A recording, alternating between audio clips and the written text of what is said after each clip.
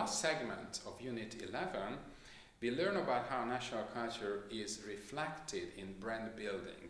And also we'll learn a little bit about country stereotypes in Europe.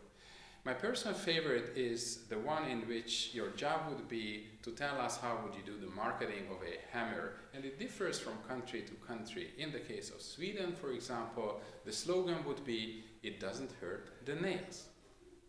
So in the last part I will talk about national culture reflected in brand building. So let me ask you a question again.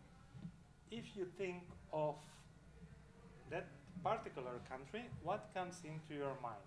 So if you think of France, what comes into your mind? What kind of cultural values?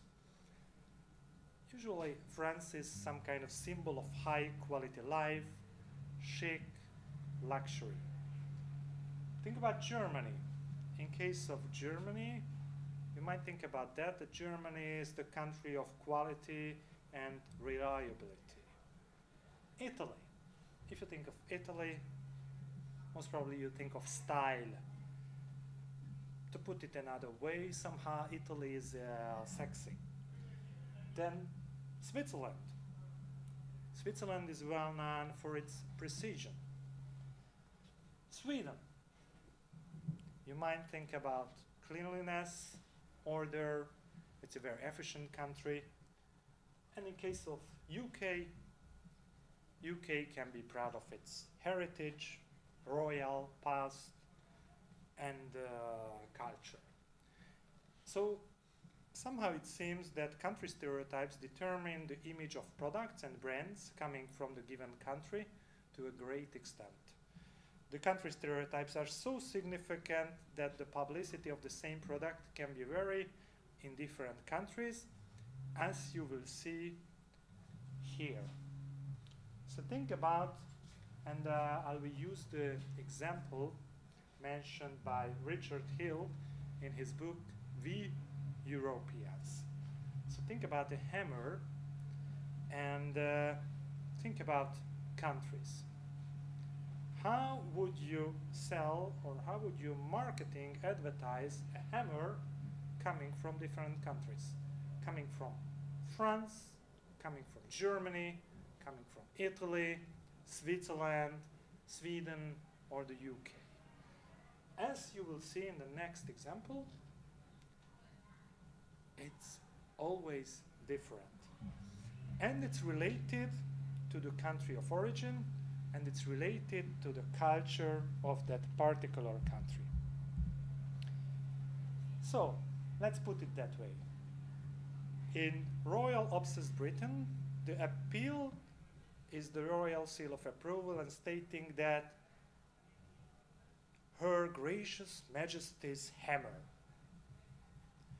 In case of France, which is very celebrity and fashion conscious, this can be Le Hammer Exquisite, created exclusively for Catherine Deneuve, a famous actress by Maxims of Paris. In Germany, it can be the hammer designed by German hammer scientists and approved by Deutsches Hammer Institute. In case of Italy, which is love obsessed, the hammer is assured irresistible to women and dubbed the Amore hammer. What about Belgium? It's linguistically divided, so there are two hammers actually. Linguistically correct hammers are exactly the same but totally different. The French speaker's hammer and the Flemish speaker's hammer.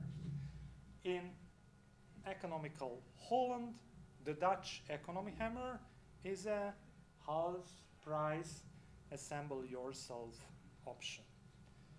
In financially efficient Switzerland is the Swiss Army hammer, the most effective investment tool in Europe.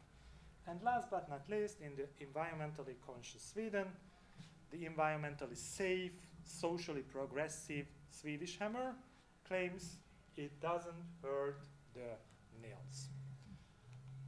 So, as you can see, in Europe, we have different nations, different cultures, but still the continent is united.